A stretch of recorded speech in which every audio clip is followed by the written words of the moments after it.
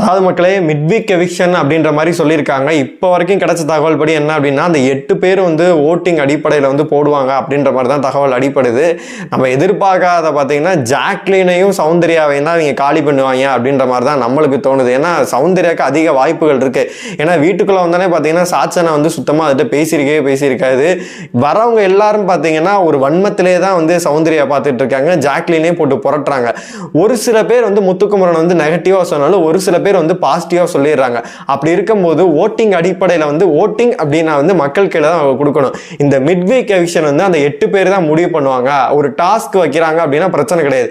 இல்ல நாங்க தான் ஓட்டிங் பண்ணுவோம் அப்படின்னாங்கன்னா கண்டிப்பா வந்து வெளியில வந்து இந்த பிஆர் செட் பண்ணியிருக்கிறது எல்லாமே போயிட்டு வெளியில் போய் உடைச்சாங்க. வெளியில் நிறைய பேர் வந்து இன்டர்வியூ கொடுக்கும்போது முத்துக்குமரன் தான் வின் பண்ணுவேன் அப்படின்ற மாதிரிலாம் சொல்லிட்டு இருந்தாங்க. இது சௌந்தர்யா எதுவுமே பண்ணாமல் இருக்காங்க அப்படின்ற விஷயங்களையும் சொல்லியிருக்காங்க. இந்த பிஆர் ஆக்டிவிட்டி இதெல்லாம் வந்து எனக்கு சுத்தமாக வந்து பிடிக்கவே இல்லை அப்படின்ற மாதிரிலாம் வெளியில் வந்து இன்டர்வியூலாம் சொல்லியிருந்தாங்க சௌந்தர்யா பற்றி. அப்படி இருக்கும்போது நம்ம வந்து கூட்டி கழிச்சு பார்க்கும்போது, ஏன்னா அன்அஃபிஷியல் ஓட்டில் வந்து ராணா வந்து 2nd பொசிஷனும் 3rd பொசிஷன் இருந்தார்.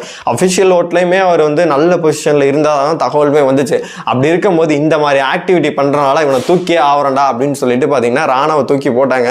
ராணா வெளியில தூக்கி போட்டோன்னே பாத்தீங்கன்னா அன்ஃபேர் எவிக்ஷன், இது என்ன இது அப்படின்னு சொல்லிட்டு பாத்தீங்கன்னா அப்படி ஒரு கொந்தளிப்பு வந்து வெளியில நடந்துகிட்டு இருந்துச்சு அப்படின்னு தான் சொல்லணும். இப்போ வரைக்கும் 8 பிளேயர்கள் உள்ள இருக்காங்க.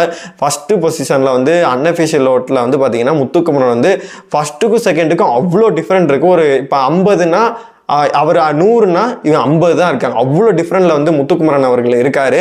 அதனால அவரை மேபி வந்து இந்த 8 பேர் வந்து காலி பண்ண மாட்டாங்க உள்ள வந்த எக்ஸ் கண்டஸ்டன்ட். அப்படி இருக்கும்போது சௌந்தர்யாவையோ அல்லது ஜாக்லினையோ வந்து இது பண்றது வாய்ப்புகள் அதிகமாகவே இருக்கு. ஏன்னா இந்த வீக்கெண்ட்ல வந்து பாத்தீங்கன்னா கண்டிப்பா பணப்பொட்டியை வந்து விஜய் விஷாலோ பவித்ராவோ எடுத்துருவாங்க. நம்ம வந்து டிஆர்பி காண்டி வந்து இவங்களை தூக்கணும் அப்படின்னா கண்டிப்பா வேற லெவலா இருக்குன்னு சொல்லிட்டு அவங்களுக்கு எதுவும் அசைன்மெண்ட் கொடுத்துருக்கலாம் மேபி. என்னைய பொறுத்த வரைக்கும் ஜாக்லினா இருக்கட்டும் சௌந்தர்யாவா இருக்கட்டும் இவங்களை வெளியில போறதுக்கு எனக்கு உடன்பாடே கிடையாது. இவங்க 2 பேரும் பாத்தீங்கன்னா இவ்வளவு நாள் வந்து மக்களோட ஆதரவுகளை பெற்று பாத்தீங்கன்னா இவ்வளவு தூரம் வந்திருக்காங்க. அப்படி இருக்கும் போது இவங்களை வந்து எவிக்ட் பண்றது உண்மையிலே அன்ஃபேரான விஷயம் அப்படின்னு தான் எனக்கு தோணுது பர்சனலா. ஆனா தகவல்கள் எல்லாம் பாத்தீங்கன்னா இவங்கள தான் காலி பண்ணுவாங்க.